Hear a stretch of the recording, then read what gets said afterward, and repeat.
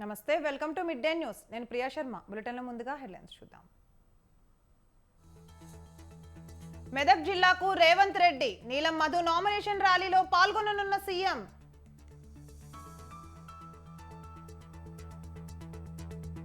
అచ్యుతాపురం చేరుకోనున్న మేమంతా సిద్ధం బస్సు యాత్ర, చింతలపాలెంలో జగన్ బహిరంగ సభ.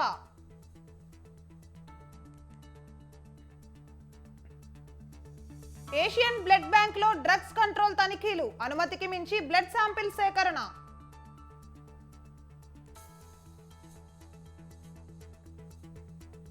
తెలంగాణపై కొనసాగుతున్న అల్పపీడన ద్రోణి, పలు జిల్లాల్లో వర్షం.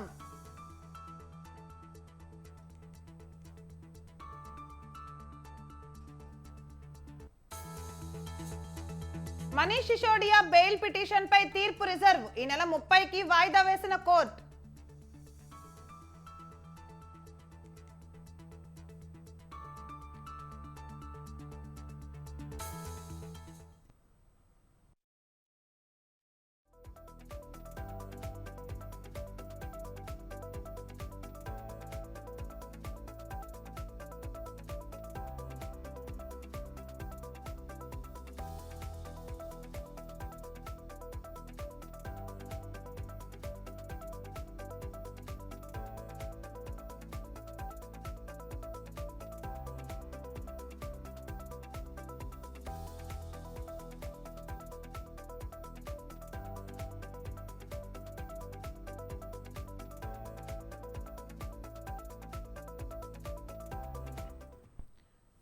రైట్, ఎలక్షన్ బ్రేకింగ్ చూస్తున్నాం. విఘ్నత కలిగిన కడప ప్రజలు మంచి తీర్పు ఇస్తారని ఆశిస్తున్నట్లు ఏపీసీసీ రాష్ట్ర అధ్యక్షురాలు, కడప కాంగ్రెస్ పార్టీ ఎంపీ అభ్యర్థి వైఎస్ షర్మిలారెడ్డి అన్నారు. ఇడుపులపాయ వైఎస్ఆర్ ఘాట్ వద్ద నామినేషన్ పత్రాలు ఉంచిన ఆమె ప్రత్యేక ప్రార్థనలు చేశారు. కడప లోక్సభ స్థానం నుండి భారీ మెజార్టీతో గెలుస్తానంటూ ధీమా వ్యక్తం చేశారు. కడప ప్రజలు వైఎస్ఆర్ వివేకాలను మరవలేరని చెప్పారు.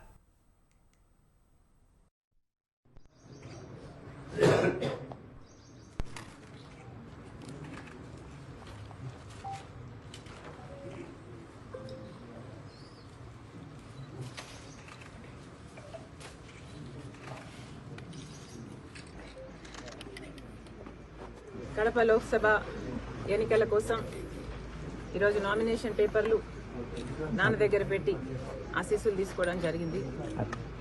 కడప ప్రజలు మంచి తీర్పునిస్తారని రాజశేఖర రెడ్డి బిడ్డకు పూర్తి నమ్మకం ఉంది. ఎందుకంటే కడప ప్రజలు, పులివెందుల ప్రజలు, కడప జిల్లా ప్రజలు రాజశేఖర రెడ్డి గారిని, వివేకానంద రెడ్డి గారిని మరిచిపోలేదు అన్న సంపూర్ణ నమ్మకం ఉంది. అది నిరూపించుకోవాల్సిన సమయం వచ్చింది. కాబట్టి రాజశేఖర రెడ్డి బిడ్డ గొప్ప మెజారిటీతో గెలుస్తుందని ప్రజలు ఆశీర్వదిస్తారని I'm confident of a great victory. Thank you. Kadapa Lok Sabha ఎన్నికల కోసం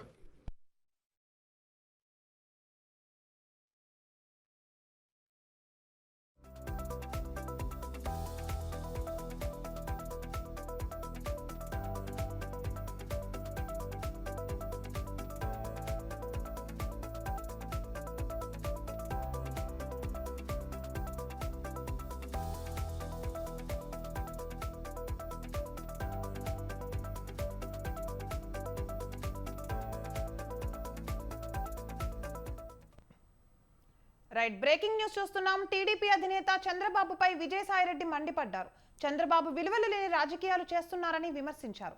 పార్టీ కోసం పనిచేసే వారికి టీడీపీలో విలువ లేదని ఎద్దేవా చేశారు. కూటమి ఎన్ని కుట్రలు చేసినా జగన్ విజయాన్ని ఎవరూ ఆపలేరని విజయసాయి ధీమా వ్యక్తం చేశారు. చంద్రబాబు నాయుడు, మీరు ఒక్క ప్రశ్నకి జవాబు చెప్పండి. రాబోయేటటువంటి కాలంలో కేంద్ర ప్రభుత్వం బీజేపీ అధికారంలోకి వచ్చిన తర్వాత మీరు బీజేపీలో భాగస్వాములైన కాబట్టి యూనిఫామ్ సివిల్ కోడ్ను తీసుకురాబోతున్నారు. మీరు బీజేపీ భాగస్వామిగా ముస్లిం సోదరుల మనోభావాల్ని, క్రిస్టియన్ సోదరుల మనోభావాలని దెబ్బతీసేటటువంటి యూనిఫామ్ సివిల్ కోడ్ను సపోర్ట్ చేస్తారా లేదా అన్నటువంటిది ఇప్పుడే చెప్పండి. ఎన్నికలకు ముందే మీ చిత్తశుద్ధి అన్నటువంటిది ఇప్పుడే తేలుతుంది. మీరు జవాబు చెప్పలేనట్లయితే మీ దగ్గర జవాబు ఉండి కూడా ఎందుకనంటే బీజేపీకి మీరు సపోర్ట్ చేస్తారు, ముస్లిం మనోభావాలకు వ్యతిరేకంగా, క్రిస్టియన్ సోదరుల మనోభావాలకు వ్యతిరేకంగా మీరు ఓటేస్తారు. ఇది మీకు న్యాయమా? ఇక్కడ ఉన్నటువంటి secular Indian secular government, secular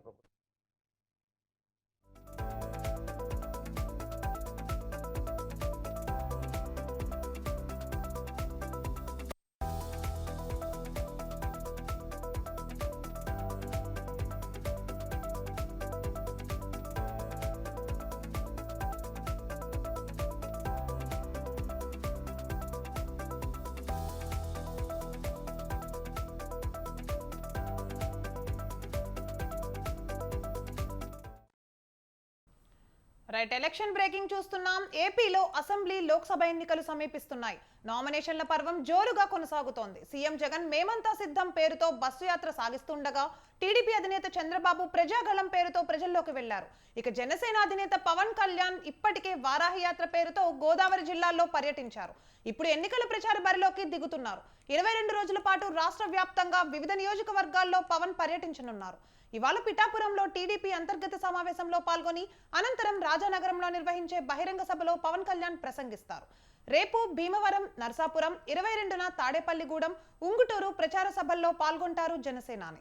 ఈ నెల 23న పిఠాపురంలో ఎమ్మెల్యే అభ్యర్థిగా పవన్ కళ్యాణ్ నామినేషన్ వేస్తారు. అనంతరం ఉప్పాడ బహిరంగ సభలో పాల్గొంటారు.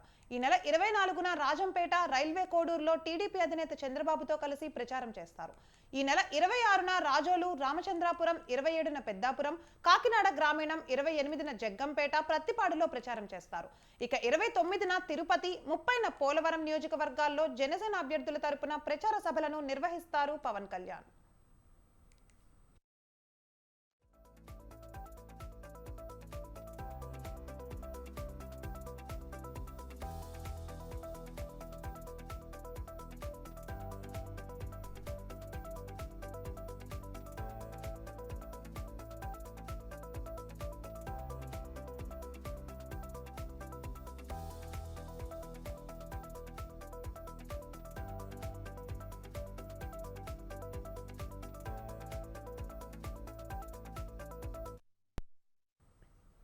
ఇక ఏప్రిల్ 1న యలమంచలి, పెందుర్తి, 2న విశాఖ దక్షిణం స్థానాల్లో పర్యటిస్తారు. 3న నెల్లిమర్ల, పాలకొండ, 4న తుని, పిఠాపురం, 5న గుడివాడ, పామర్రు, 6న రేపల్లె, అవనిగడ్డ, 7న గన్నవరం, పెనమలూరు ప్రచార సభల్లో ప్రసంగిస్తారు జనసేనాని. 10న పిఠాపురంలో మరోసారి రోడ్డు షోలో పాల్గొని అనంతరం సభలో ప్రసంగిస్తారు. ప్రచారం చివరి రోజైన 11న కాకినాడ గ్రామీణంలో రోడ్ షో నిర్వహిస్తారు పవన్ కళ్యాణ్.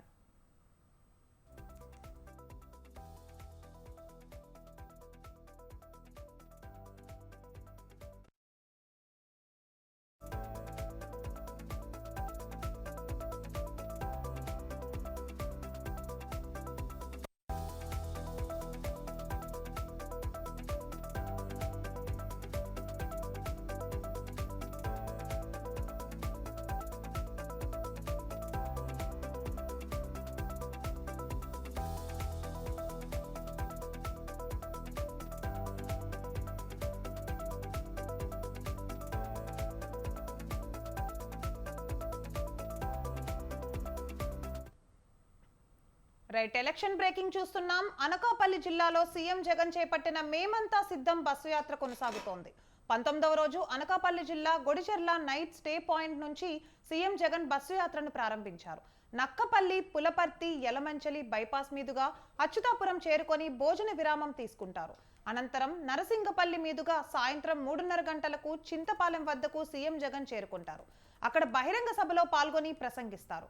బయ్యవరం, కసింకోట, అనకాపల్లి బైపాస్, అసకపల్లి మీదుగా చిన్నయపాలెం వద్ద ఏర్పాటు చేసిన రాత్రి బస శిబిరానికి సీఎం జగన్ చేరుకుంటారు.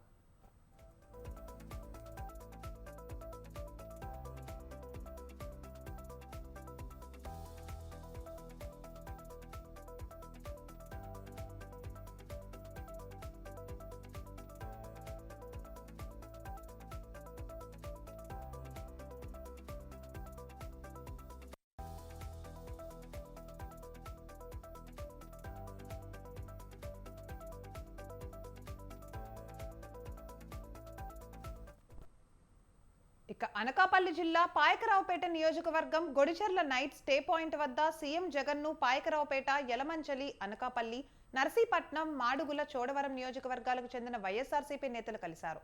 పార్టీ నేతలకు సీఎం జగన్ కీలక సూచనలు చేశారు. అనంతరం గొడిచెర్ల ప్రాంతం సీఎం జగన్ బస్సు యాత్రను ప్రారంభించారు.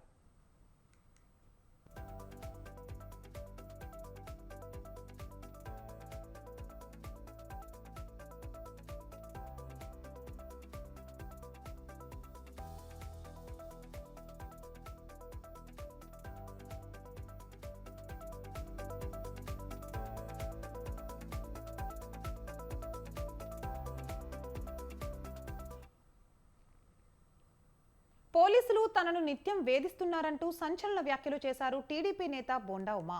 పోలీస్ వ్యవస్థను జగన్ ప్రభుత్వం దుర్వినియోగం చేస్తోందని మండిపడ్డారు. ఎన్నికల కోడ్ వచ్చిన తర్వాత అధికారులందరూ కమిషనర్ పరిధిలోకి వెళతారు, కానీ ఏపీలో అలా జరగడం లేదని చెప్పారు. ఈ రోజు పోలీసులు నిత్యం వేధిస్తా ఉన్నారు. 100 మంది పోలీసులు నిన్న మా ఆఫీస్ చుట్టుముట్టారు. ఏదైతే వేముల సతీష్ రిమాండ్ లో ఉన్నాడో వాళ్ళ తల్లిదండ్రుల్ని అక్రమంగా నిర్బంధించి వాళ్ళ తల్లిదండ్రుల మేడ మీద కత్తి పెట్టి టార్చర్ చేసి ఇక మైనర్ పై తప్పుడు కేసు పెట్టి అరెస్ట్ చేయడమే కాకుండా తాము చెప్పిన విధంగా 164 స్టేట్మెంట్ ఇవ్వాలంటూ సతీష్ తల్లిదండ్రుల్ని భయపెట్టారని వ్యాఖ్యానించారు. తప్పుడు బర్త్ సర్టిఫికెట్ సృష్టించి మైనర్ ని ఇరికించారన్న ఉమా, ఐఏఎస్లు, ఐపీఎస్లు సిగ్గుతో తలదించుకోవాలి అన్నారు. తనను తప్పుడు కేసులో ఇరికించారని చూస్తే ఊరికే వదిలిపెట్టను అంటూ హెచ్చరించారు.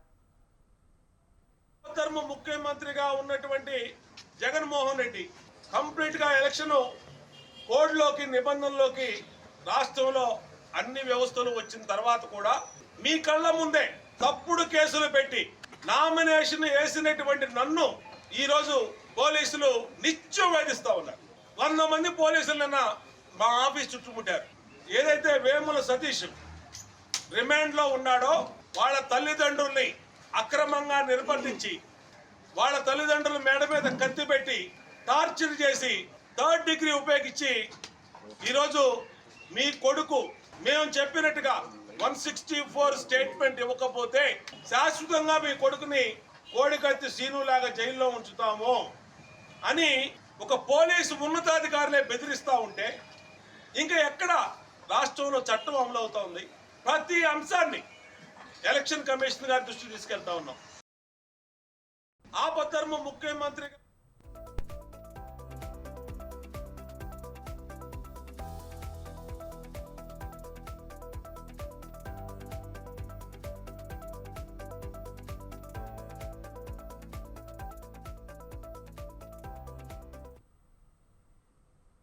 రాజ్యసభ సభ్యుడు లక్ష్మణ్ మాట్లాడుతున్నారు. ఇప్పుడు లైవ్ చూద్దాం. నేను భావిస్తాను అని చెప్పినటువంటి ముఖ్యమంత్రి రేవంత్ రెడ్డి గారు చెతికిల్లబడి నా మీద కుట్రలు చేస్తున్నారు అంటూ ఓటమికి మార్గాలు వెతుకుతున్నట్టుగా ఈరోజు స్పష్టమవుతుంది. ఓటమి పసిగట్టి ఒక సెంటిమెంట్ ఆయింట్మెంట్ను రుద్దే ప్రయత్నం తెలంగాణ ప్రజల మీద చేస్తాను. నా మీద కుట్రలు పండుతున్నారు. అసలు ఎవరు కుట్రలు పండుతున్నారో ముఖ్యమంత్రి, అధికార పార్టీ వల్ల మీరు అధికారులు ఉన్నారు, దాన్ని స్పష్టం చేయాల్సినటువంటి బాధ్యత మీ మీద ఉంది. ఈ రకంగా కేసీఆర్ గారు కూడా బీజేపీని రెచ్చగొట్టేదానికి 100 పై ఎమ్మెల్యే ఉన్నటువంటి మా బీఆర్ఎస్నే ఆనాడు బీజేపీ మరి మా ఎమ్మెల్యేలను, మా ప్రభుత్వాన్ని పడగొట్టడానికి ప్రయత్నం చేసింది. ఈరోజు మరి అత్యవసర మెజారిటీ ఉన్నటువంటి మరి ఈ యొక్క కాంగ్రెస్ పార్టీని భారతీయ జనతా పార్టీ పార్లమెంట్ ఎన్నికల తర్వాత మరి వదిలే ప్రసక్తి లేదని చెప్పి కేసీఆర్ గారు బీజేపీని రెచ్చగొట్టే విధంగా, లేదా బీజేపీ ఏదో ఈ ప్రభుత్వాన్ని పడగొట్టుతున్నటువంటి ఒక కల్పన కల్పించేదానికి, ప్రజలను అయోమయం గురించేదానికి ఇవాళ కేసీఆర్ గారు ప్రయత్నం చేస్తున్నారు. అంతటితో ఆగకుండా నవంబర్, డిసెంబర్లో ఎన్నికలు వస్తాయి అంటే మనదే ప్రభుత్వం అని మాట్లాడుతూ ఉంటే నవ్వుకుంటున్నారు ప్రజలు. అసలు మీ పార్టీలో ఎమ్మెల్యేలు ఒకవైపు గోడలు దుక్కుతూ ఉంటే వాళ్ళని కాపాడుకోవడానికే ఈ కేసీఆర్ గారు ఈ విశ్వ ప్రయత్నాలు చేస్తున్న అనడానికి ఇది ఒక తార్కాణంగా. ఎన్నికలు వస్తాయి, మనదే ప్రభుత్వం వస్తుంది అని మీరు ఎక్కడ కూడా ఆ కోళ్ళను గంపలో కమ్మేదానికి ఏ ప్రయత్నం చేస్తారో ఆ రకంగా ఎమ్మెల్యేలు పూర్తిగా బీఆర్ఎస్ మీద ఇవాళ ఆశలు ప్రజలకు సరిపోయినాయి. రేవంత్ రెడ్డి గారు అంటారు హరీష్ రావు బీజేపీ ఏజెంట్ అని. హరీష్ రావు గారు ఏం చెప్తున్నారు, రేవంత్ రెడ్డి బీజేపీ ఏజెంట్ అని. అంటే వీళ్ళ మాటలు చూస్తూ ఉంటే బీజేపీ ప్రస్తావన లేని రాజకీయాలు ఇవాళ తెలంగాణలో వాళ్ళు మరి నడపలేకుంటున్నారంటే బీజేపీ బలమేమిటో ఇవాళ వారికి స్పష్టమైపోయినది. కాబట్టి ఈరోజు ప్రజలు ఒక అవినీతి బీఆర్ఎస్ పోయి అవినీతి కాంగ్రెస్ వచ్చినటువంటి ఆవేదన ఖచ్చితంగా ఇవాళ తండ్రి కొడుకులు ఇద్దరు కూడా అధికారం లేకుండా ఉండలేకపోతున్నారు. 4 నెలలు ఇవాళ అధికారం లేకుండా మరి నీళ్ళ నుంచి వచ్చిన చేపల గిలగిల కొట్టుకుంటూ మరి ఏ రకంగా ఇవాళ వారు మాట్లాడుతున్నారు. తండ్రి కొడుకులు ఇంకా అహంకారం వీడలేదు వాళ్ళకి. కాబట్టి ఇవాళ వారు అహంకార మరి దర్పంతో వారు వేరుస్తూ ఉంటే అధికార మదంతో ఇవాళ కాంగ్రెస్ భారతీయ జనతా పార్టీ అభివృద్ధి ఎజెండాతో మోదీ చరిస్మాతో ఎన్నికలు పోతూ ఉంటే మరి ఈరోజు కేసీఆర్ గారు ఒక ప్రకటన చేశారు. ఆయన ఇంకా ఇంట్లో నుంచి బయటికి వెళ్తాడని లేచిపోయిందని ఇవాళ లేస్తూ ఉన్నాడు, తిరిగి ప్రచారం చేస్తూ ఉన్నాడు. కేసీఆర్ బస్ యాత్ర అండి. ఇవాళ కేసీఆర్ గారు గమనించాలి, బస్ యాత్ర కాదు, మీరు మోకాళ్ళ యాత్ర చేసిన తెలంగాణ ప్రజలు ఇవాళ మిమ్మల్ని నమ్మే స్థితిలో లేరు. మీ అరాచకాలు 10 సంవత్సరాలు, మీ అవినీతి భాగోతాలు పుంకాలుగా రోజువారీగా టీవీ సీరియల్ మాదిరిగా ఏ రకంగా మరి మేడిగడ్డ ప్రాజెక్ట్ నుంచి మొదలుకుంటే ధరణి మరి ఆ రకంగా ఫోన్ ట్యాపింగ్ వరకు మీ అగాత్యాలను తెలంగాణ ప్రజలు భరించలేకనే మార్పు కోరుకున్నారు. ఆ మార్పులో కాంగ్రెస్ లాభపడింది కానీ కాంగ్రెస్ బలం కాదు. అందుకనే ఇవాళ దేశవ్యాప్తంగా కూడా కాంగ్రెస్ పార్టీ నిన్న ఎన్నికల సరళి చూసినా గత చరిత్ర చూసినా 10 సంవత్సరాలుగా కాంగ్రెస్ పార్టీ కూడా ఒక ప్రతిపక్ష పాత్ర పోషించడం కూడా ఘోరంగా విఫలం చెందింది. ఆ రకంగా రాహుల్ గాంధీ పార్లమెంట్లో ఏం మాట్లాడారో, ఏ రకంగా వివరించారో, ఏ రకంగా సస్పెండ్ అయినారో ప్రజలు గమనించారు. కాబట్టి వాళ్ళ దేశంలోనే కనుమరుగైతున్న కాంగ్రెస్ పార్టీ తెలంగాణలో కూడా బట్టకట్టే పరిస్థితి లేదు. కాబట్టి ప్రతిపక్ష పాత్రలోనే విఫలమైనటువంటి కాంగ్రెస్ ఇవాళ రేవంత్ రెడ్డి గారు తెలంగాణ ప్రజలు నమ్మబెలికేటువంటి ప్రయత్నాలు చేస్తున్నాం. కాంగ్రెస్ గెలుస్తుంది, రాహుల్ గాంధీ ప్రధానమంత్రి అవుతుందండి. ఉట్టికనైనా ఆకాశం నిచ్చెన మెట్లేసినట్టు ఇవాళ దేశంలో ఎక్కడ లేనటువంటి కాంగ్రెస్ పార్టీ. కాబట్టి ఇవాళ ప్రతిపక్ష పాత్ర పోషించేటువంటి సంఖ్య సైతం కూడా ఇవాళ there are 0 chances on Congress party. గతంలోనే ప్రతిపక్ష హోదా సాధించలేదు మీరు. ఇవాళ అంతకంటే ఇవాళ తక్కువ సీట్లు వచ్చే దానికి నిన్న మరి ఆ ఫలితాలు స్పష్టమవుతున్నది. ప్రజలందరూ కూడా ఇండియన్ నేషనల్ కాంగ్రెస్ పార్టీ అంటే ఇండియన్ నేషనల్ కరప్ట్ పార్టీగా ప్రజలు భావిస్తున్నారు. కాబట్టి బీఆర్ఎస్ కాంగ్రెస్ రెండు కూడా కవల పిల్లలు, ఇద్దరి డిఎన్ఏ ఒకటే. కాబట్టి మరి ఇద్దరిని కూడా వేరు చేసి చూడలేము. ఆ ఇద్దరి డిఎన్ఏ కూడా కుటుంబ పాలన, వంశపారపర రాజకీయాలు, అవినీతి లేదా మైనార్టీ బుజ్జగింపే రాజకీయాలు లేదా హిందూ వ్యతిరేకమైనటువంటి మరి నిర్ణయాలతో ఈ రెండు పార్టీలు పోటీపడి ఇవాళ కూటమిగా తెలంగాణలో కాంగ్రెస్, బీఆర్ఎస్, మజ్లిస్, కమ్యూనిస్ట్ ఏకమైన ప్రజలు బీజేపీతో ఉన్నారు. కాబట్టి కాంగ్రెస్ దేశంలో ఇవాళ భవిష్యత్తు లేదు, బీఆర్ఎస్కు రాష్ట్రంలో మరి రాజకీయ భవిష్యత్తు లేదు. ఇవాళ దేశంలో కానీ రాష్ట్రంలో కానీ రాజకీయ భవిష్యత్తు ఉన్నటువంటి ఏకైక పార్టీ ఏదంటే అది భారతీయ జనతా పార్టీ మాత్రమే. దేశంలో లేని కాంగ్రెస్ ఇవాళ రాష్ట్రంలో కూడా లేదనే విషయం తెలుసు. అదే రకంగా ఇవాళ రాష్ట్రంలో భవిష్యత్తు కోల్పోయిన బీఆర్ఎస్ పట్ల ప్రజలు ఇవాళ మొగ్గు చూప సిద్ధం లేదు. దేశంలో కానీ తెలంగాణలో కానీ దక్షిణాదిలో కూడా ఉజ్వల భవిష్యత్తు ఉన్నటువంటి పార్టీ అది బీజేపీగానే ప్రజలు భావిస్తున్నారు. కాబట్టి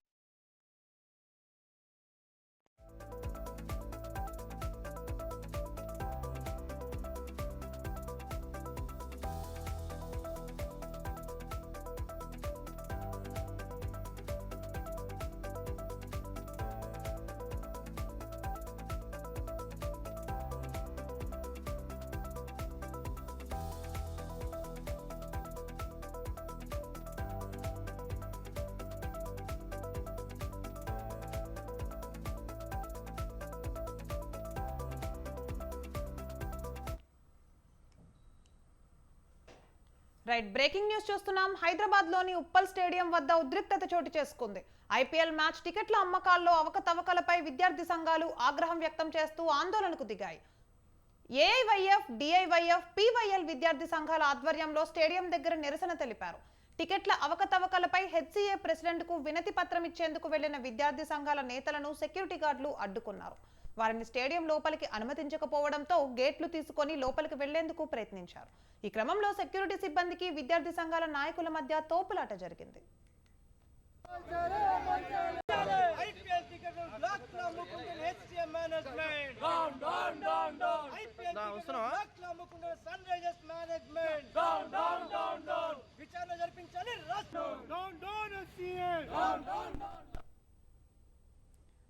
రైట్, బ్రేకింగ్ న్యూస్ చూస్తున్నాం. హైదరాబాద్ లోని ఉప్పల్ స్టేడియం వద్ద ఉద్రిక్తత చోటు చేసుకుంది. ఐపీఎల్ మ్యాచ్ టికెట్ల అమ్మకాల్లో అవకతవకలు జరిగాయి అంటూ విద్యార్థి సంఘాలు ఆగ్రహం వ్యక్తం చేస్తూ ఆందోళనకు దిగాయి.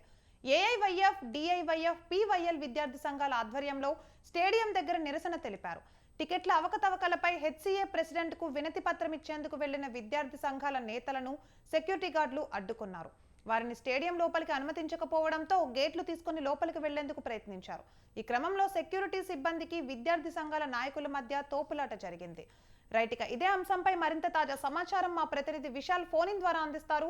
విశాల్, చెప్పండి, ఐపీఎల్ క్రికెట్ మ్యాచ్ కి సంబంధించి ఉప్పల్ స్టేడియం వద్ద ఉద్రిక్తత అయితే చోటు చేసుకోవడం విజువల్స్ చూస్తున్నాము. దానిపైన పూర్తి అప్డేట్స్ ఏంటి?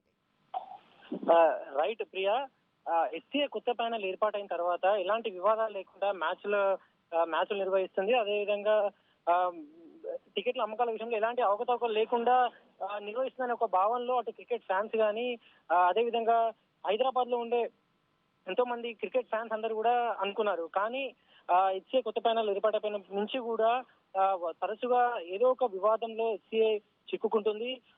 2 రోజుల క్రితం కరెంటు కష్టాలను చివరి వరకు తీసుకొచ్చింది. తాజాగా ఐపీఎల్ మ్యాచ్ ఈ నెల 25న రాయల్ ఛాలెంజర్స్ బెంగళూరు అదేవిధంగా Sunrisers Hyderabad match Hyderabad వేదికగా జరగబోతుంది. ఇక ఈ మ్యాచ్ కి సంబంధించి టికెట్లను ఈ నెల 12 అంటే దాదాపు 13 రోజుల క్రితమే ఆన్లైన్ లో పెట్టినప్పటికీ టికెట్లు వేగంగా అంటే దాదాపు ఒక అరగంటలోనే 36,000 టికెట్లు అమ్ముడైనట్టుగా ఎస్ఆర్హెచ్ హెచ్సీఏ తెలుపుతుంది. దీన్ని అంటే యువజన సంఘాలు, విద్యార్థి సంఘాలు కూడా వ్యతిరేకిస్తున్నాయి. సామాన్య క్రికెట్ అభిమాని వెళ్ళి మ్యాచ్ చూడలేకపోతున్నాడు. అలాంటి పరిస్థితులని హెచ్సీఏ అదేవిధంగా మేనేజ్మెంట్ ఎస్ఆర్హెచ్ తీసుకొస్తుంది. హెచ్సీఏకి సంబంధించిన టికెట్లను కూడా, కాంప్లిమెంటరీ టికెట్లను కూడా బ్లాక్ లో అమ్ముకుంటున్నారు. బ్లాక్ మార్కెట్ ని అరికట్టాల్సిన బాధ్యత హెచ్సీఏ మీద ఉన్నప్పటికీ హెచ్సీఏ మాత్రం నిమ్మకు నీరెత్తినట్టు కూడా వ్యవహరిస్తుందని అటు విద్యార్థి సంఘాలైన ఏఐవైఎఫ్, డివై అదేవిధంగా పీవైఎల్ ఇలా విద్యార్థి సంఘాలన్నీ కూడా నిరసన తెలుపుతూనే గత కొన్ని రోజులుగా. అందులో భాగంగానే ఈ రోజు హెచ్సీఏ ప్రెసిడెంట్ జగన్మోహన్ రావుకు కంప్లైంట్ లెటర్ ఇచ్చేందుకు వెళ్లారు. దీని మీద చర్యలు తీసుకోవాలి, దీని మీద ప్రభుత్వానికి ఒక నివేదిక ఇవ్వాల్సిన అవసరం ఉందంటూ కూడా ఒక లెటర్ ని జగన్మోహన్ రావుకి ఇచ్చేందుకు ఉప్పల్ స్టేడియం దగ్గర చేరుకున్నారు. కానీ అక్కడ స్టేడియం దగ్గర సెక్యూరిటీ గార్డులు అనుమతించకపోవడంతో కొద్దిసేపు అక్కడ తోపులాట జరిగింది. ఇక వెంటనే లెటర్ ఇవ్వకపోయేసరికి రేపటి నుంచి తాము నిరసన తెలుపుతామని, ఈ నెల 25న ఉప్పల్ స్టేడియం మ్యాచ్ జరిగే సమయంలో తాము అడ్డుకుంటామని కూడా విద్యార్థి సంఘాలు వాళ్ళు నిరసన తెలుపుతామని కూడా తెలపడం జరిగింది. ఇక ఇప్పటివరకు ఈ ఆందోళనకు సంబంధించి కూడా హెచ్సీఏ వైపు నుంచి ఎట్లాంటి స్పందన కూడా ఇప్పటివరకు రాలేదు. అయితే గత కొన్ని రోజులుగా హెచ్సీఏ తీరు మీద ఎన్నో వివాదాలు చెలరవుతున్నాయి. అటు స్టేడియంలో 100 కోట్ల పెట్టి రినోవేషన్ చేసినప్పటికీ కూడా ఇంకా కొన్ని అలాగే పెండింగ్ లో ఉండిపోయాయి. వాటర్ కానీ వాష్రూమ్స్ కానీ ఇంకా కొన్ని మెయింటైన్ చేయాల్సిన అవసరం ఉందని ఒకవైపు ఫ్యాన్స్ సోషల్ మీడియాలో పెడుతున్నారు. మరోవైపు టికెట్ కొన్న వ్యక్తి కూడా సీటు కేటాయించడంలో ఎస్సీ విఫలమైనట్టు కూడా సోషల్ మీడియాలో పెడుతూనే ఉన్నారు. ఇలా తరచూ వివాదాలు జరుగుతున్నప్పటికీ ఎస్సీ మాత్రం సమస్యలు పరిష్కరించడంలో చిత్తశుద్ధి చూపట్లేదు అనేది అటు క్రికెట్ ఫ్యాన్స్ నుంచి యువజన సంఘాల నుంచి కూడా పెద్ద ఎత్తున విమర్శలు వెలువెడుతున్నాయి. ప్రియా, ప్రస్తుతానికైతే రేపటి నుంచి నిరసనలు తాము తెలుపుతామని, ఎస్సీ వ్యతిరేకంగా నిరసనలు తెలుపుతాం, అదేవిధంగా ప్రభుత్వానికి కూడా తాము వినతి పత్రం ఇస్తామని విద్యార్థి సంఘాలు తెలిపాయి. Priya, right, thank you for the updates Vishal. Justice Loda Committee సిఫార్సులను IPL మ్యాచ్లకు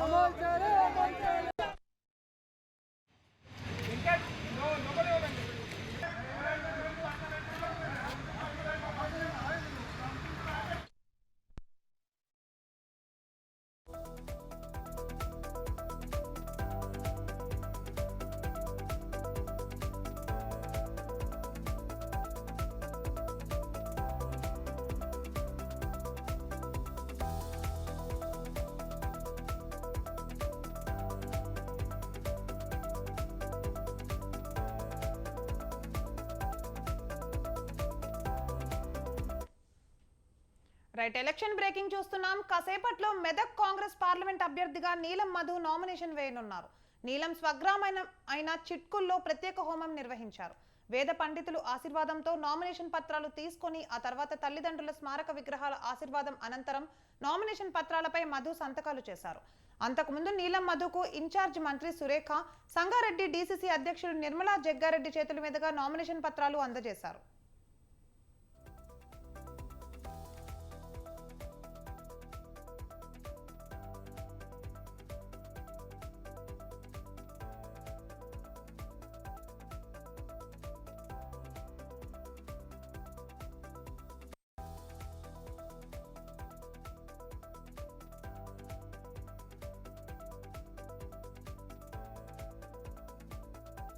ఏపీలో పొత్తులు ప్రత్యర్థికి బలంగా మారిందా? కూటమి వ్యూహమే కొంప ముంచుతోందా? బుజ్జగింపులు పనిచేయడం లేదా? అధినేతలే దిగివచ్చి నచ్చజెప్పినా అలక వీడడం లేదా అంటే అవుననే సమాధానమే వస్తోంది. ఇంతకీ ప్రత్యర్థికి బలంగా మారిన అంశాలేంటి? కూటమి వ్యూహం ఎందుకు కొంప ముంచుతోంది? అసలు అలకెందుకో తెలియాలంటే watch the story.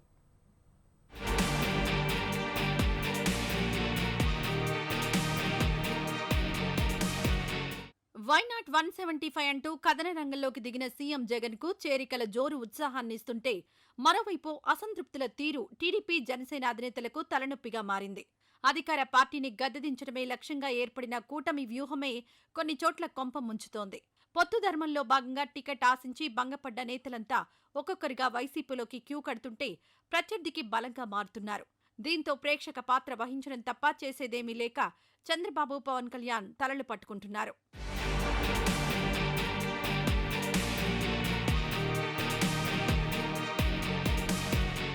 AP NDA కూటమిలో నేతల మధ్య విభేదాలు బగ్గుమంటున్నాయి. దీంతో టికెట్ ఆశించి భంగపడ్డ టీడీపీ జనసేన నేతలంతా వైసీపీలోకి క్యూ కడుతున్నారు. జగన్ సమక్షంలో వైసీపీ తీర్థం పుచ్చుకుంటున్నారు. టికెట్ ఇచ్చే అవకాశం లేకపోయినా ఆ పార్టీలో చేరేందుకు సై అంటున్నారు. మరోపక్క అసంతృప్త నేతలకు వైసీపీ ఘన స్వాగతం పలుకుతోంది. దీంతో చేరికలతో ఆ పార్టీలో కొత్త జోష్ కనిపిస్తోంది. ఇక ఇప్పటికే వైసీపీ 175 అసెంబ్లీ, 25 పార్లమెంట్ స్థానాలకు అభ్యర్థులను ప్రకటించడంతో వైసీపీలో కొత్తగా వచ్చే వారికి టికెట్ వచ్చే అవకాశం లేదు. అయినా సరే వైసీపీలో చేరేందుకు ప్రతిపక్ష పార్టీల నేతలు ఉత్సాహం చూపుతున్నారు. తమకు టికెట్ ఇవ్వకుండా అన్యాయం చేసిన పార్టీ నేతలను ఓడించేందుకు అధికార పార్టీతో చేతులు కలిపేందుకు వెనకాడ్డం లేదు. అందులో భాగంగా ఇప్పటికే చాలా మంది నేతలు వైసీపీ తీర్థం పుచ్చుకున్నారు. మరికొంతమంది కూడా అదే బాటలో పయనిస్తున్నారు.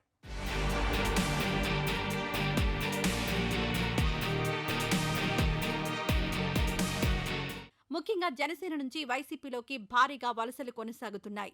జనసేన అధినేత పవన్ కళ్యాణ్ పోటీ చేస్తున్న పిఠాపురం నుంచే ఆ పార్టీ నేతలు వైసీపీలో చేరారు.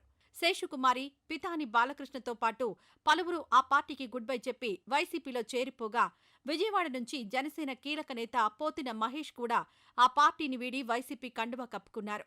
అలాగే పి గన్నవరం, రాజోలు నియోజకవర్గాలకు చెందిన జనసేన నేతలు సీఎం జగన్ సమక్షంలో వైసీపీలో చేరారు.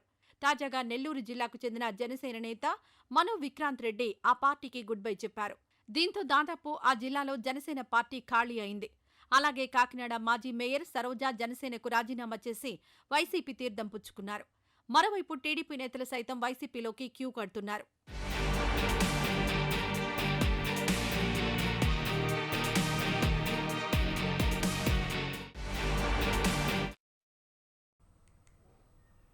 చిత్తూరు జిల్లా కుప్పంలో టీడీపీ అధినేత చంద్రబాబు జన్మదిన వేడుకలను ఆయన సతీమణి నారా భువనేశ్వరి ఆధ్వర్యంలో ఘనంగా నిర్వహించారు. కుప్పం పురపాలక పరిధిలోని సామగుట్టపల్లె వద్ద ఉన్న కదిరిబండ నరసింహస్వామి దేవాలయంలో ఆమె ప్రత్యేక పూజలు చేశారు. అనంతరం సామగుట్టపల్లిలో కేక్ కోసి సంబరాలు చేసుకున్నారు. కుప్పం టీడీపీ కార్యాలయంలో ముస్లిం మైనారిటీ మహిళలతో కలిసి కేక్ కట్ చేశారు. ఈ సందర్భంగా వైసీపీ ప్రభుత్వాన్ని గద్దెదించాలని పిలుపునిచ్చారు. చంద్రబాబుతోనే రాష్ట్ర అభివృద్ధి సాధ్యమవుతుందని తెలిపారు. ఇప్పుడు మీరు చూస్తున్నారు మన రాష్ట్రం నంబర్ 1 రాష్ట్రంగా ఉంది. చాలా గొప్పగా చెప్పుకోవచ్చు. చెప్పండి దేంట్లో నంబర్ 1 మన రాష్ట్రం? మీ అందరికీ తెలుసు కదమ్మా, ఇంట్లో మాట్లాడుకుంటా ఉండుంటారు. శాండ్ మాఫియా, గంజాయి, భూ కబ్జా, కల్తీ మద్యం, ఎక్కడ లేని చెడంతా మన ఆంధ్ర రాష్ట్రంలోనే వెళ్తాంది. ఇంకా భూ కబ్జా దానికి అర్థమే లేదు. ఎక్కడ దొరికితే అక్కడ వాళ్ళు భూ కబ్జాలు చేసేయటం. ఎందుకంటే అది చూసి ప్రజలు భయపడిపోతున్నారు. ఈ వైసీపీ ప్రభుత్వం చేసే అరాచకాలు చూసి నోరిప్పినాడిని చంపేయటం లేదా కేసులు పెట్టడం, జైలుకి పంపించటం, ఇది వీళ్ళు చేసే పని. ఇంకా శాండ్ మాఫియా వాళ్ళు దోసేసుకోవటం, ఇసుకంతా వాళ్ళ ఇతర రాష్ట్రాలకి పంపించేసుకోవటం, డబ్బులు చేసుకోవటం, మనకేమో బ్లాక్ మార్కెట్ కింద హై ప్రైస్కి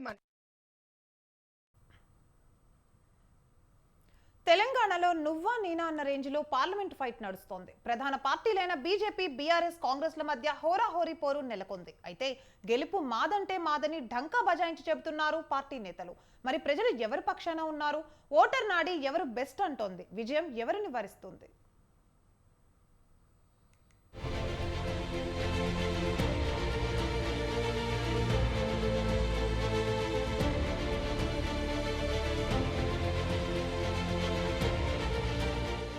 పదేళ్ల కేసీఆర్ పాలనను కాదని ప్రజలు తమ ఓటు హక్కుతో ఇటీవల అసెంబ్లీ ఎన్నికల్లో బీఆర్ఎస్ పార్టీకి వ్యతిరేకంగా తీర్పునిచ్చారు.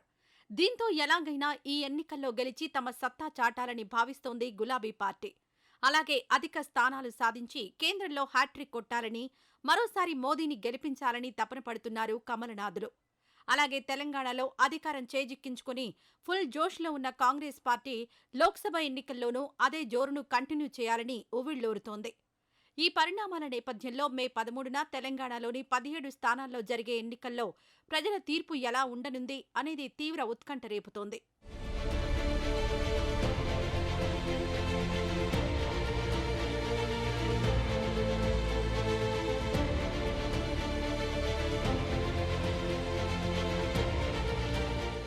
పార్టీల గెలుపోటములపై సర్వేలు ఎన్ని చెప్పినా ప్రజలకు ఓ క్లారిటీ ఉంటుంది. గతంలో తాము గెలిపించిన నాయకుడి పనితీరు, సమస్యల పరిష్కారం, ఇలా అన్ని అంశాలను పరిగణలోకి తీసుకుని ప్రజలు ఓట్లేస్తారు. ఏళ్ల తరబడి ఉన్న సమస్యల మీద పార్లమెంట్లో మాట్లాడతారని, కేంద్ర పథకాలను రాష్ట్రానికి వచ్చేలా చేస్తారని ప్రజలు పార్టీని కాదని అభ్యర్థిని చూసి ఓటు వేస్తారు. కానీ గెలిచిన వెంటనే అభివృద్ధి సాకు చెప్తూ సొంత లాభం కోసం నాయకులు, పార్టీలు మారుతున్నారనే భావన ప్రజల్లో ఉంది. దీంతో త్వరలో జరిగే ఎన్నికల్లో ఎవరికి ఓటు వేయాలన్న అయోమయంలో ఉన్నారు జనం. ఈ క్రమంలోనే ప్రజల ఓట్లతో గెలిచిన నేతలు వారి స్వార్థ ప్రయోజనాల కోసం పార్టీలు మారకుండా కఠిన చట్టాలు రావాలని సూచిస్తున్నారు రాజకీయ విశ్లేషకులు.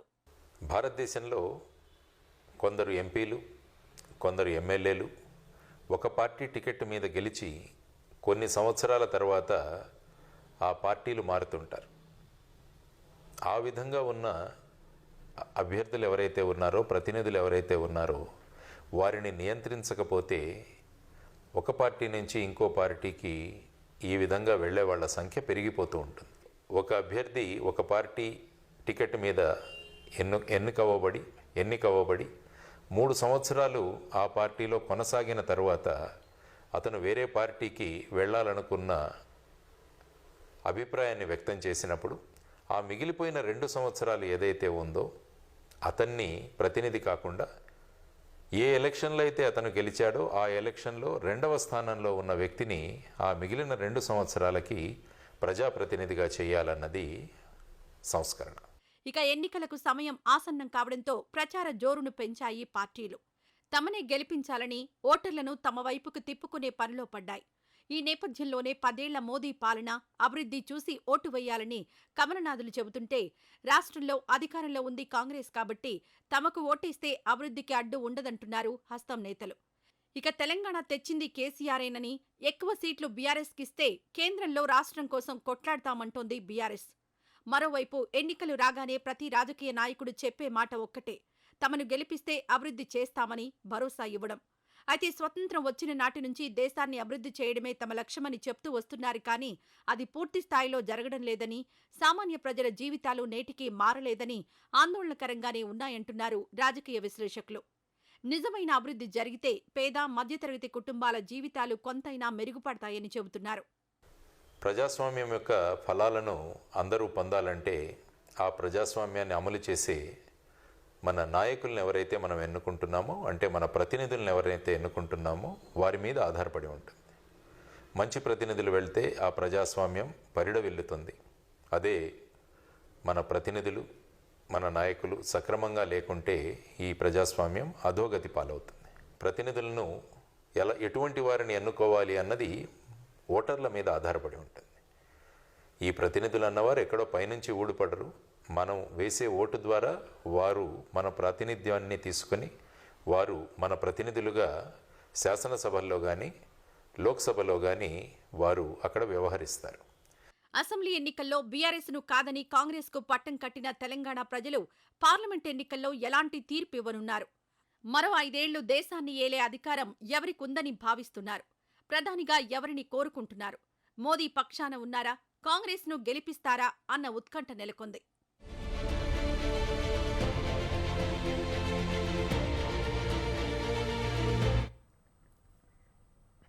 Adilabad MLA Payal Shankar, BJP MP అభ్యర్థి గోడం నగేష్ పై ఆదిలాబాద్ 1వ పట్టణ పోలీసులు ఎన్నికల నియమావళి ఉల్లంఘన కేసులను నమోదు చేశారు.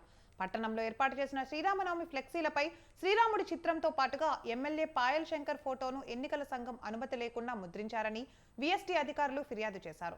1 టౌన్ పోలీస్ స్టేషన్లో ఎమ్మెల్యే శంకర్ పై కేసు నమోదైంది. కాగా శ్రీరామనవమి రోజు శోభాయాత్రలో ఎమ్మెల్యే శంకర్, బీజేపీ ఎంపీ అభ్యర్థి గోడం నగేష్ పాల్గొని నినాదాలు చేసి ఎన్నికల నియమావళిని ఉల్లంఘించారని వీఎస్టీ అధికారులు ఆదిలాబాద్ 1వ పట్టణ పోలీసులకు ఫిర్యాదు చేశారు. కోడ్ ఉల్లంఘన కేసు నమోదు చేసినట్లు సిఐ సత్యనారాయణ తెలిపారు.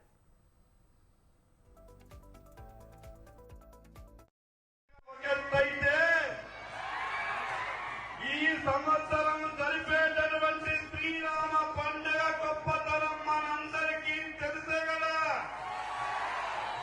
ఎట్లయింది ఒక ఎత్తైతే ఈ సంవత్సరం జరిపేటటువంటి శ్రీరామ పండుగ గొప్పతనం మనందరికీ తెలిసే కదా. ఎట్లయింది ఒక ఎత్తైతే ఈ సంవత్సరం జరిపేటటువంటి శ్రీరామ పండుగ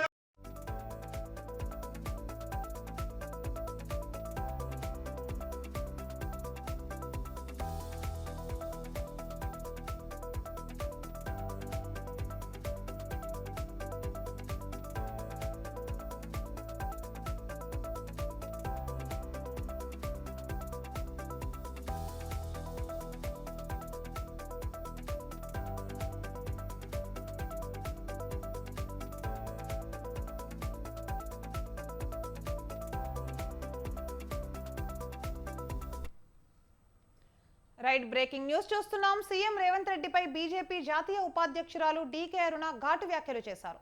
ఒక మహిళను చూడకుండా ఇష్టం వచ్చినట్టు మాట్లాడుతున్నారని మండిపడ్డారు. ఓటుకు నోటు కేసులో ఇరుక్కున్న నీ స్థాయి ఏంటి అంటూ నిప్పులు చెరిగారు. ఒక ఆడబిడ్డను ఓడించేందుకు రాక్షసులుగా, రాబందులుగా నోటికి వచ్చినట్టు మాట్లాడుతున్నారని ఆగ్రహం వ్యక్తం చేశారు. ముఖ్యమంత్రి అనే సోయని మర్చిపోయి రేవంత్ రెడ్డి అడ్డగోలుగా మాట్లాడుతున్నారని ధ్వజమెత్తారు. పాలమూరు బిడ్డ ఈ ప్రాంతం కోసం అన్ని రంగాల్లో కృషి చేస్తే అసూయ పడుతున్నారని విమర్శించారు. రేవంత్ రెడ్డి మహబూబ్ నగర్ అభివృద్ధి కోసం ఏనాడైనా పోరాటం చేశారా అని ప్రశ్నించారు. ప్రధాని మోడీని నోటికొచ్చినట్లు మాట్లాడుతున్నారని అరుణ ఫైర్ అయ్యారు. ప్రతి ఒక్క ఆడ అంటే మమ్మల్ని పండబెట్టి తొక్కుతానంట ఆయన. నన్ను పండబెట్టి తొక్కి ఆయన పార్లమెంటు గెలిపించుకుంటానంట వాళ్ళ అభ్యర్థిని. అంటే ఒక ముఖ్యమంత్రి మాట్లాడేటటువంటి మాటలేనా ఇవి? పండబెట్టి తొక్కుతావా నువ్వు? నన్ను పండబెట్టి తొక్కుతావరా ఏడికి వస్తావో చూస్తాగనరా తొక్కుదురా వచ్చి తొక్కుదురా ఎలా పండబెట్టి తొక్కుతావో చూస్తారా కాంగ్రెస్ పార్టీ వాళ్ళు మాట్లాడిన మాటలకు మరి ప్రతి ఒక్క ఆడబిడ్డ కూడా జవాబు చెప్పాల్సినటువంటి బుద్ధి చెప్పాల్సినటువంటి అవసరం ఉంది కాంగ్రెస్ పార్టీ కానీ ఈ సందర్భంగా పాలమూరు ఆడబిడ్డలందరినీ నేను కోరుకుంటా ఉన్నా అంటే మమ్మల్ని పండబెట్టి తొక్కుతానంట ఆయన నన్ను పండబెట్టి తొక్కి ఆయన పార్లమెంటు గెలిపించుకుంటానంట వాళ్ళ అభ్యర్థిని అంటే ఒక ముఖ్యమంత్రి మాట్లాడేటటువంటి మాటలేనా ఇవి పండబెట్టి తొక్కుతావా నువ్వు నన్ను పండబెట్టి తొక్కుతావరా ఏడికి వస్తావో చూస్తాగనరా తొక్కుదురా వచ్చి తొక్కుదురా ఎలా పండబెట్టి తొక్కుతావో చూస్తారా కాంగ్రెస్ పార్టీ వాళ్ళు మాట్లాడిన మాటలకు మరి ప్రతి ఒక్క ఆడబిడ్డ కూడా జవాబు చెప్పాల్సినటువంటి బుద్ధి చెప్పాల్సినటువంటి అవసరం ఉంది కాంగ్రెస్ పార్టీ కానీ ఈ సందర్భంగా పాలమూరు ఆడబిడ్డలందరినీ నేను కోరుకుంటా ఉన్నా అంటే మమ్మల్ని పండబెట్టి తొక్కుతానంట ఆయన నన్ను రాజస్థాన్ ముఖ్యమంత్రిగా కేంద్ర మంత్రిగా 5 సార్లు ఎంపీగా ఒకప్పుడు రాజస్థాన్లో తిరుగులేని నాయకురాలుగా ఉన్న వసుంధరా రాజేను బీజేపీ పార్టీ పక్కన పెట్టినట్లు కనిపిస్తోంది. నరేంద్ర మోదీ, అమిత్ షాలు ఉద్దేశపూర్వకంగానే వసుంధరా రాజేకు ప్రాధాన్యత తగ్గించినట్లు ఆమె అభిమానులు ఆవేదన వ్యక్తం చేస్తున్నారు. లోక్సభ ఎన్నికల్లో బీజేపీ స్టార్ క్యాంపెయినర్ జాబితాలోనూ ఆమె పేరు కనిపించలేదు. ఫలితంగా ప్రస్తుతం వసుంధర తన కొడుకు దుష్యంత్ సింగ్ పోటీ చేస్తున్న జలావాడ్, బారా నియోజకవర్గంలో ప్రచారానికి పరిమితమయ్యారు.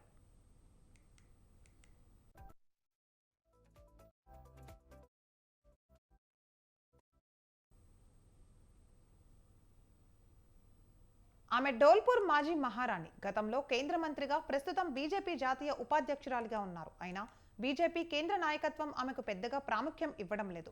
కేవలం మేనిఫెస్టో కమిటీలో సభ్యురాలిగా చేసి చేతులు దులుపుకున్నారు. లోక్సభ ఎన్నికల్లో రాజస్థాన్ అభ్యర్థుల ఎంపిక విషయంలోనూ కాషాయ దళం నాయకులు ఆమెను సంప్రదించలేదు.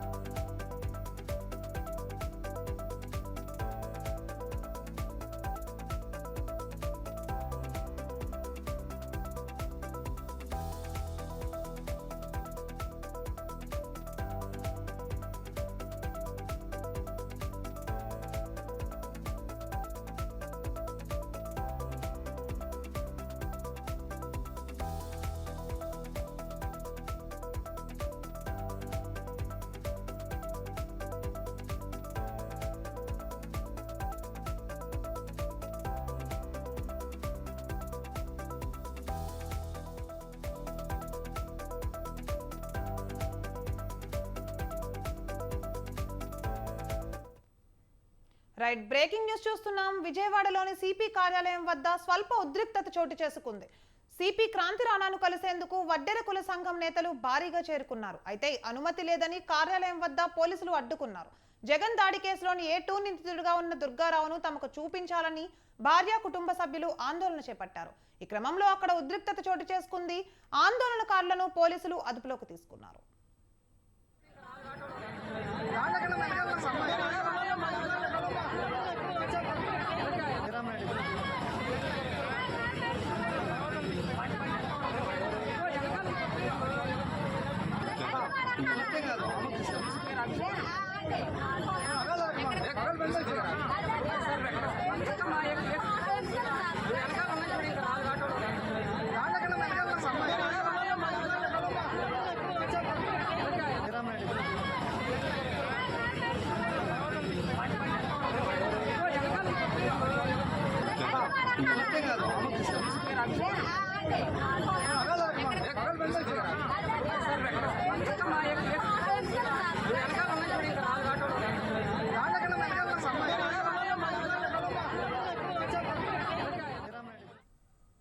రైట్, బ్రేకింగ్ న్యూస్ చూస్తున్నాం. విజయవాడలోని సిపి కార్యాలయం వద్ద స్వల్ప ఉద్రిక్తత చోటు చేసుకుంది. సిపి క్రాంతి రాణాను కలిసేందుకు వడ్డెర కుల సంఘం నేతలు భారీగా చేరుకున్నారు. అయితే అనుమతి లేదని కార్యాలయం వద్ద పోలీసులు అడ్డుకున్నారు. జగన్ దాడి కేసులోని A2 నిందితుడిగా ఉన్న దుర్గారావును తమకు చూపించాలి అంటూ భార్య, కుటుంబ సభ్యులు ఆందోళన చేపట్టారు. ఈ క్రమంలో అక్కడ ఉద్రిక్తత అయితే చోటు చేసుకుంది. ఆందోళనకారులను పోలీసులు అదుపులోకి తీసుకున్నారు. రైట్, ఇక ఇదే అంశంపై మరింత తాజా సమాచారం మా ప్రతినిధి సంతోష్ ఫోన్ ఇన్ ద్వారా అందిస్తారు.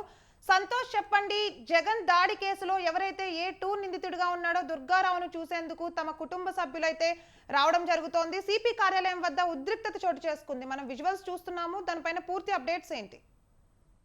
ప్రియా, సీఎం జగన్మోహన్ రెడ్డిపై జరిగినటువంటి రాయి దాడి ఘటనలో ఏటుగా ఉన్నటువంటి దుర్గారావుని ఇంకా పోలీసులు విచారిస్తానే ఉన్నారు. ఏదైతే ముఖ్యంగా చూసుకున్నట్లయితే కనుక ఇప్పటికే A1 గా ఉన్నటువంటి సతీష్ ని ఇటు జైలుకి పంపించడం కూడా జరిగింది. ఇక A2 నుంచి కూడా విచారించి అనేక విధాలుగా కూడా అనేక కోణాల్లో అయితే కనుక దుర్గారావుని అయితే విచారించిన అనంతరం కూడా ఇటు కోర్టుకి సబ్మిట్ చేసే అవకాశాలు కూడా కనబడతా ఉన్నాయి. అయితే ఈ నేపథ్యంలోనే ఇటు దుర్గారావుని అదుపులో తీసుకున్న దగ్గర నుంచి కూడా తమ యొక్క అరెస్టును కూడా చూపించకుండానే కుటుంబ సభ్యులను సైతం కూడా కలవకుండానే ఇంకా పోలీసులు అనేక విధాలుగా కూడా మమ్మల్ని ఇబ్బంది పెడుతున్నారు అంటూ కూడా ఇటు ఏదైతే సింగనగర్ వడ్ర కాలనీకి చెందినటువంటి వారి యొక్క కుటుంబ సభ్యులు కావచ్చు, బంధువులు కావచ్చు, అదే విధంగా వడ్రగా సంఘానికి సంబంధించినటువంటి కుల నాయకులు కావచ్చు, వీరందరూ కూడా ఇటు సిపి కార్యాలయానికి చేరుకోవడం కూడా జరిగింది. అయితే సిపిని కలవాలంటూ కూడా వారు నినాదాలు చేయడం కూడా జరుగుతూ ఉంది. అయితే ఎటువంటి అనుమతులు లేకుండా ఇటువంటి నిరసనలు చేయడం, అదేవిధంగా ఎన్నికల కోడ్ అమల్లో ఉండడంతో పాటు 144 సెక్షన్ అమల్లో ఉన్న నేపథ్యంలో ఇటు ఆందోళనకారులను అయితే కనుక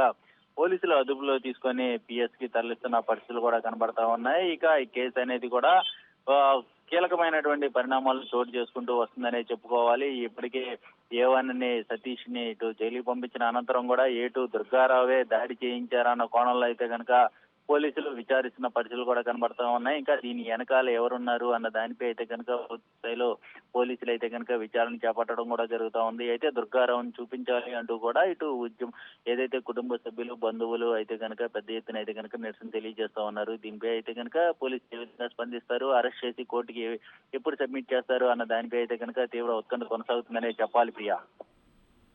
right, thank you for the update Santosh.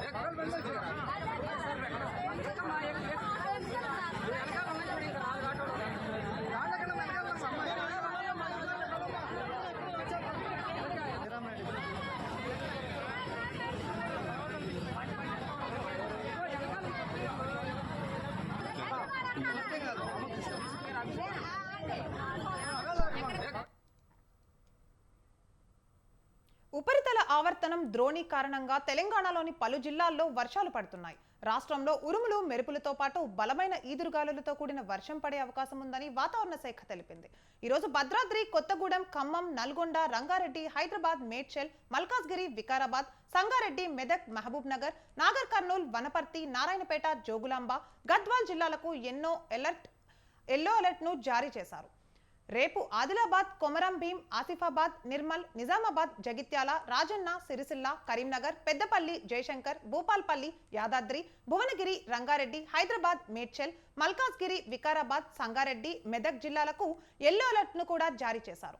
ఎల్లుండి యాదాద్రి, భువనగిరి, రంగారెడ్డి, హైదరాబాద్, మేడ్చల్, మల్కాజ్గిరి, వికారాబాద్, సంగారెడ్డి, మెదక్, కామారెడ్డి, మహబూబ్ నగర్ జిల్లాలకు హెచ్చరికలను జారీ చేశారు.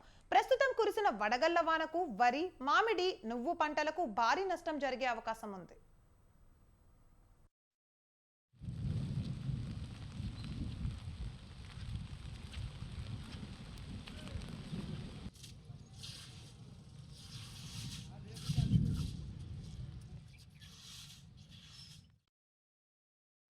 ఇక హనుమకొండ జిల్లా భారీ వర్షం కురిసింది. ఎలత్కురి, భీమదేవరపల్లి, కమలాపూర్లో ఉరుములతో ఈదురుగాలులతో వర్షం పడింది. దాంతో ఆయా గ్రామాల ప్రజలు తీవ్రంగా ఇబ్బంది పడ్డారు.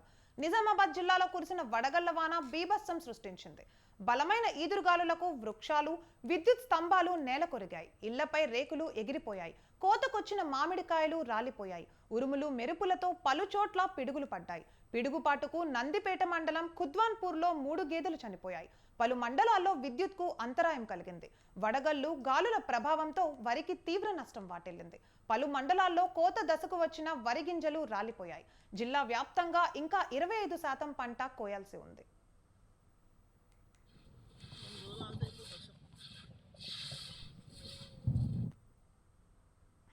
ఇక వడగళ్ల వర్షానికి ఇందల్వాయి, దర్పల్లి, నందిపేట్, మాక్లూర్, డొంకేశ్వర్, మోపాల్, ఆలూర్, ఆర్మూర్, నిజామాబాద్ రూరల్, రెంజల్ మండలాల్లోని కల్లాలు నీట మునిగాయి. పలు చోట్ల వర్షపు నీటిలో ధాన్యం కొట్టుకుపోయింది. వర్షం వారం రోజులుగా అకాలంగా పడడంతో పంటలు వెంటాడుతున్నాయి. ఇప్పటికే 2 సార్లు తడిసిన వడ్లకు మొలకలు వచ్చే అవకాశం ఉంది. కల్లాల్లో నేడో రేపో అమ్ముడుపోయే ధాన్యం పూర్తిగా తడిసి ముద్ద కావడంతో రంగుమారిన పంటను ఎలా అమ్ముతోవాలో తెలియక రైతులు దిగులు చెందుతున్నారు. వర్షానికి నేల మెత్తగా మారడంతో వరి కోతలు కూడా పూర్తిగా నిలిచిపోయాయి.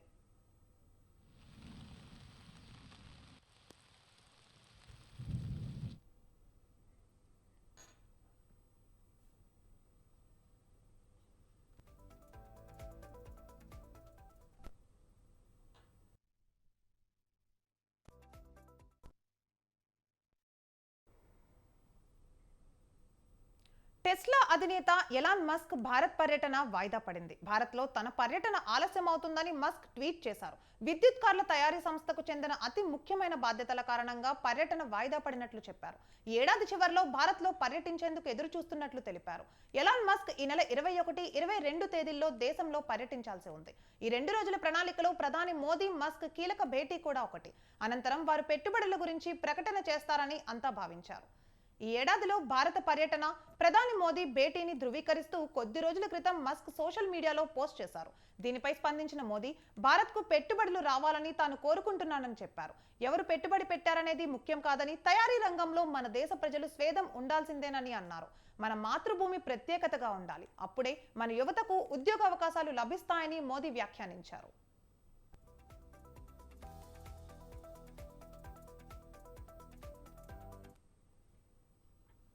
ఇక భారత్లోకి టెస్లా ప్రవేశంపై గత కొన్నేళ్లుగా చర్చ జరుగుతోంది. అత్యధిక జనాభా ఉన్న దేశాల్లో విద్యుత్ కార్ల వినియోగం అవసరమని గతంలో మస్క్ అభిప్రాయపడ్డారు. కానీ తయారీ కేంద్రం ఏర్పాటుకు అవసరమైన స్థలం కోసం టెస్లా వివిధ రాష్ట్ర ప్రభుత్వాలను సంప్రదించినట్లు సమాచారం. మహారాష్ట్ర, గుజరాత్ ఆకర్షణీయ ప్రతిపాదనలను వారి ముందు ఉంచినట్లు తెలంగాణ ప్రభుత్వంతోనూ చర్చలు కొనసాగుతున్నట్లు తెలుస్తోంది. దాదాపు 2 నుంచి 3 బిలియన్ డాలర్ల వరకు పెట్టుబడి పెట్టొచ్చని సమాచారం. ఈ నేపథ్యంలోనే ఎలాన్ మస్క్ పలు విషయాల్లో మనకు అనుకూలంగా స్పందిస్తున్నారు.